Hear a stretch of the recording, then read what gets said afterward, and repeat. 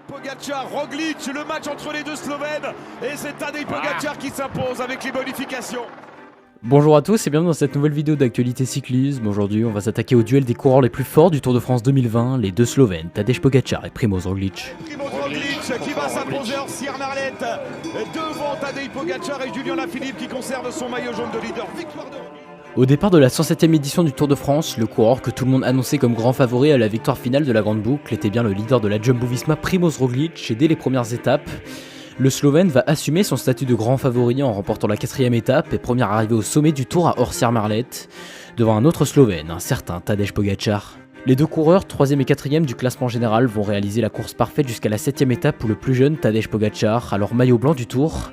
va être piégé dans une bordure et perdre plus d'1 minute 20 à l'arrivée sur tous les autres favoris et notamment son compatriote, Primož Roglic. Nous sommes donc au départ des deux étapes pyrénéennes de la Grande Boucle, la première avec un enchaînement col de Menté, Port de Balès et col du Pays-Ressourdes où Tadej Pogačar, avec un panache revanchard qu'on lui connaît si bien, attaquera à de nombreuses reprises pour courir après le temps perdu dans la bordure et s'envolera finalement à 4 km du sommet de Pays-Ressourdes pour aller chercher déjà 40 secondes et combler la moitié de son retard dès la première étape en haute montagne. Et le lendemain, sur les routes menant à Larens, le jeune Slovène de 21 ans intenable passera à nouveau à l'attaque dans le col de Marie-Blanque avec cette fois Egan Bernal, Mikel Landa et surtout Primož Roglic dans sa roue. Les 4 coureurs basculeront ensemble au sommet de l'ascension à la poursuite de l'homme de tête, Marc Hirschi. Finalement, après un regroupement dans la vallée entre le groupe de favoris et Marc Hirschi, Tadej Pogačar, surpuissant, s'imposera au sprint et remportera sa première victoire sur le Tour de France, une victoire tant méritée par son panache devant un Primož Roglic impérial qui lui revêtira son premier maillot jaune sur les routes de la Grande Boucle. Alors 16e du classement général, à plus d'1 minute 20 du maillot jaune au soir de la 7e étape, le Slovène Tadej Pogačar, dominant dès que la route s'élève, aura récupéré plus de 40 secondes en seulement 2 étapes pyrénéennes, de folie.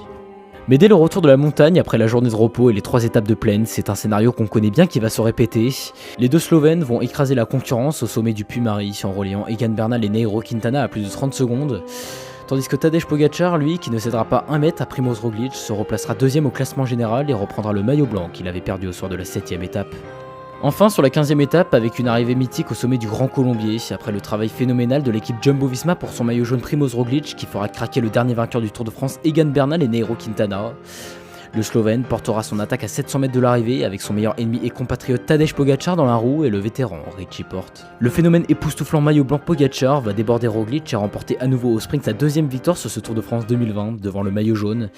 qui pour l'instant lui ne montre aucun signe de faiblesse et marche petit à petit vers la victoire finale de la Grande Boucle. On aura donc sûrement un duel entre Slovènes pour la conquête du maillot jaune après hier les défaillances d'Egan Bernal et de Nairo Quintana et du retard de plus de 2 minutes de Richie Porte,